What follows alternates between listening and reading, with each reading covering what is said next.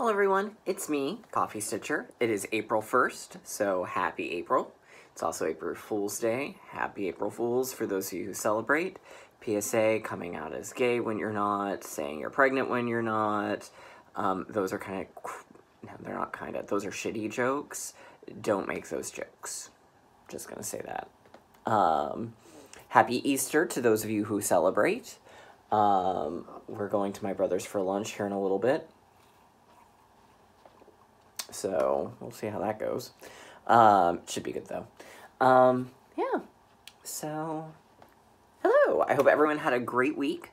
I almost got the frame for Sherlock finished, but again, I'm not going to show that one until there's really actually something worth showing.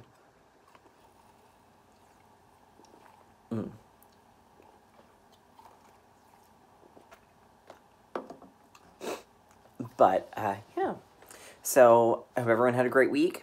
Hope it was productive. We've got a lot of Q&A today. Seems like last week's video uploaded like it was supposed to. I'm not going to be here much longer after this one finishes probably uploading.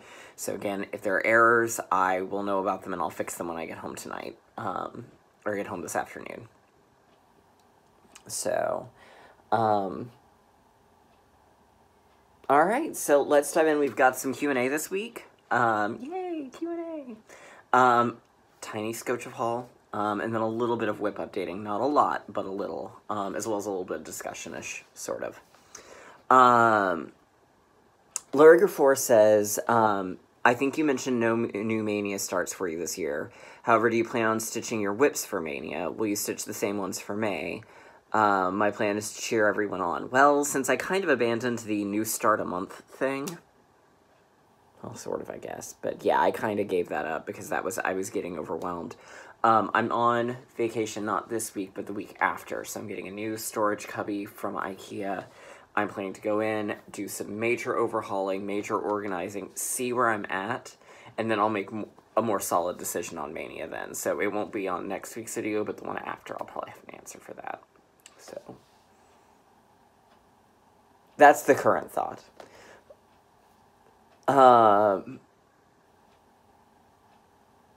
Let's see.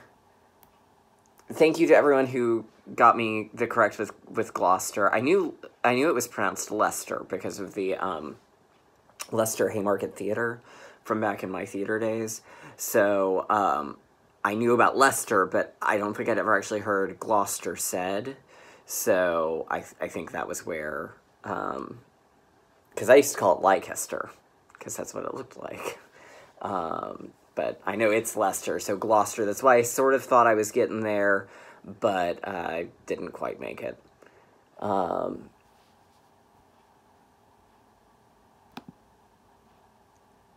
JMP, thank you for the compliment on the British accent. Every once in a while, when I worked at Starbucks, I used to try and do it more, but I have a coworker that I'll try and pretend to be British when I'm on the phone with her, even though I know she knows that I'm not really British.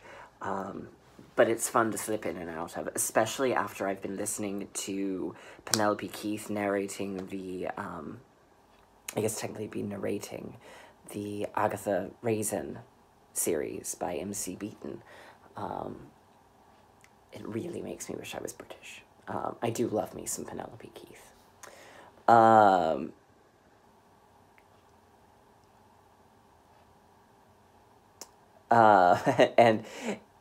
yes, it is Arkansas. I know it looks like it should be Arkansas, but it's Arkansas. So that's kind of our equivalent. Alright, so here are her questions. When stitching a monthly series, do you have a favorite month or does it depend on the design? Are you able to stitch one or two, or are you compelled to stitch the entire series? That is a good question. I've never actually stitched a monthly one per se like this. I've done like the monthly stitch-alongs that aren't really month-themed. This is the first real month-themed one. I really like the, oh god, it was the one that was the calendar, and it's the huge one. Like, you need like a ridiculous amount of fabric for it. And I am blanking. It was all the animals, and they were super cute. Sunflower Diaries. I really liked hers, but I haven't done it yet. Generally, my rule of thumb is on a series. If I don't like the entire series and it's a month theme, then I'm not gonna do it because I just don't know what I would do with a random. Oh, here's a random thing for April. I could just stitch something that was generically spring. So that's kind of my feeling there. Is if it's not one that I absolutely love all of the ones in the series, or I love enough of them that even if I don't if I'm not hardcore in love with something else, I could still do it. Then I just generally don't.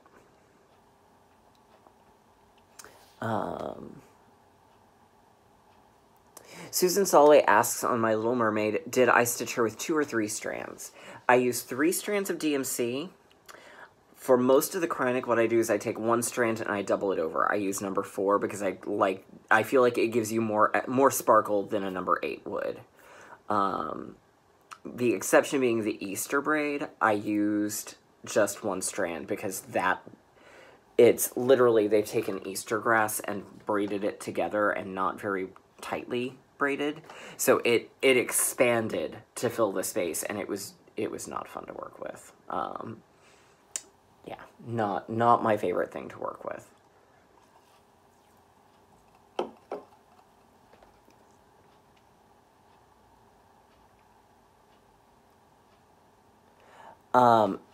Liga Vasara Brahmani says she's planning to stitch a design all in beads and trying to figure out the best size count for size 10 check beads.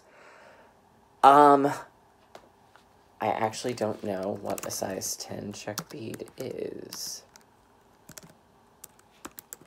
Let me do a quick Google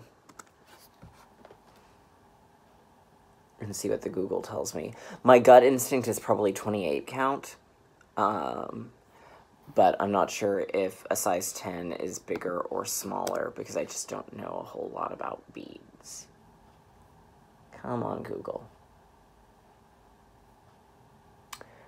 Okay, they're a 10-0, and I think a seed bead is 11-0, so probably a 28 count would be right.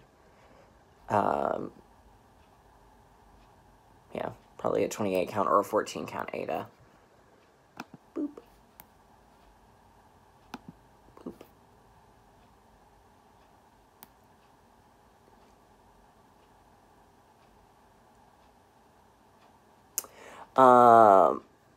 Amber Pilkington says that she loves The Mermaid and wants to know where it's from. That's from Brooks Books Publishing. She is on Etsy.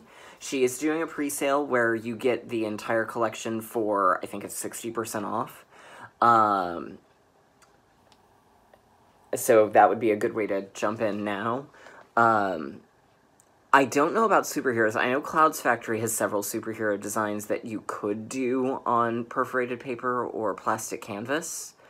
So Clouds Factory would probably be my first instinct. I don't think they're, like, the detailed kind of things like my Oz ones or like Brooke does, simply because they are so massively under copyright and so difficult to design like that I just don't think that there is one out there. But I'm also not really a superhero fan. For me, as far as I'm concerned, Batman began and ended with Adam West. And I've never really liked any of the others. Superman was weird. He's not weird, but my big thing with superheroes, and it's funny because I can have no problem with suspension of disbelief for musicals, but with superheroes, I don't know. I don't necessarily get in the groove with them like other really than Batman. And I think a lot of Batman's appeal is the wacky villains. But that's just me.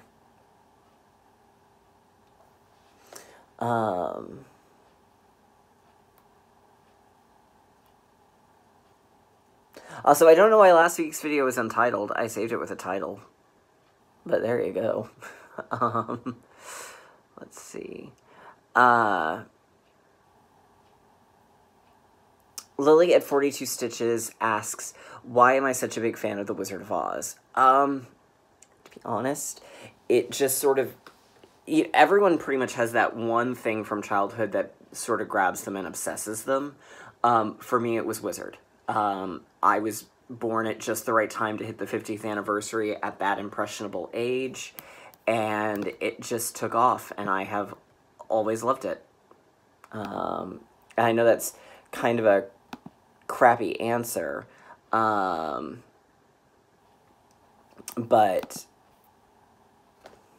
there it is. I don't know. I mean, as an adult, I look at it and I love the appeal. I love the message of both the film. I love the books. I just do. It's one of those things. Cross Stitch Addict asks, did I finish Blue Jeans and Daisies? Sort of. I finished all of the outer parts, but I decided that I'm going to wait until we get our first house and I can see the colors of it, and get its street number, and I'm going to make it look like our first house. So I finished all but the center part, and that'll start once we get a house, which God knows when that'll be.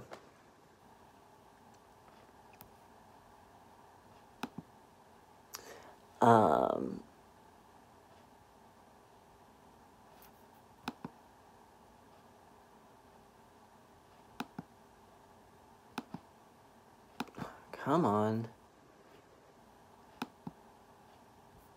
Let's try this again. Because for whatever reason, no, I don't want to zoom in. What the heck?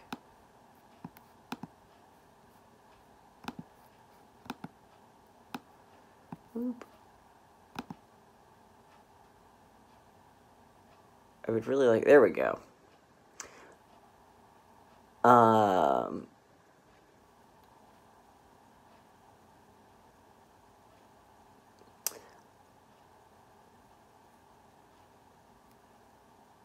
All right.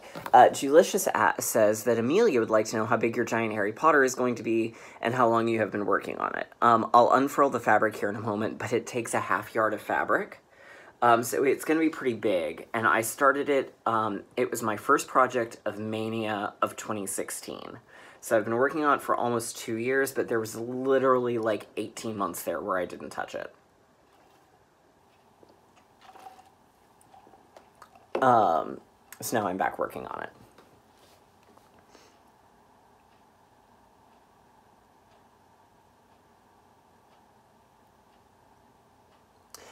Grace Patain asks, have I ever tried dyeing my own fabric for a project? No. I cannot be trusted with any sort of dyeing material. That would just end very badly for everyone involved. So, no. There are people who can do it, and I am more than happy to support them. Not going to try it myself. No. How many needle minders do you have? I would wager probably around 50 or so. I don't have anywhere near what Kate or Katie have, but I don't have a solid count on it.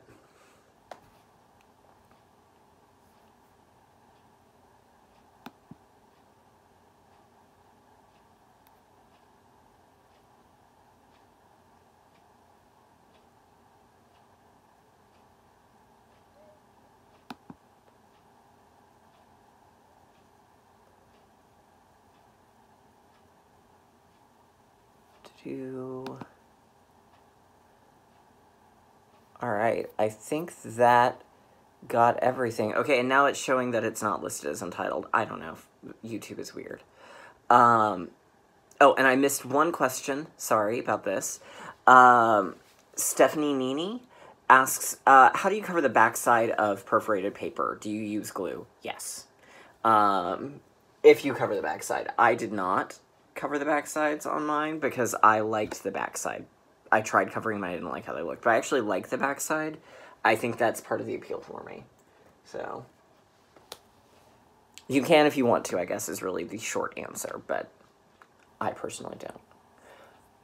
Alright, so let me show you the little bit of haul, and then we'll go into what I've worked this week. Like I said, I did work on story time, but not enough to show you anything, really. So, the third part of the Farmhouse Christmas arrived. This one is Grandpa's Pickup. And here it is. So, it's cute. It's going to be a lot of white. And then I got the first part of the Country Cottage Welcome to the Forest. And I'm not sure if this one is meant to be done all as one or no.